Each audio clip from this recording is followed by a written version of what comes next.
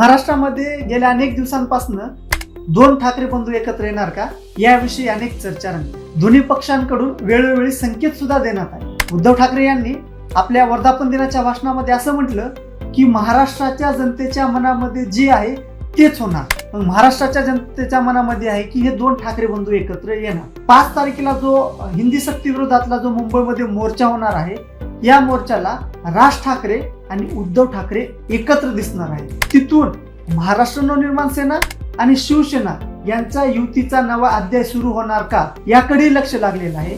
आणि यामध्ये संजय राऊत यांनी केलेले ट्विट हे अत्यंत महत्त्वपूर्ण आहे। ते आपल्या ट्विटमध्ये असे म्हणतात की हिंदी सक्ती विरोधच्या मोर्चामध्ये आम्ही एकत्र आणि एकच मोर्चा करणार आहोत। त्यांनी दुसरं एक ट्विट केलं आहे जे की इंग्लिश मध्ये आहे।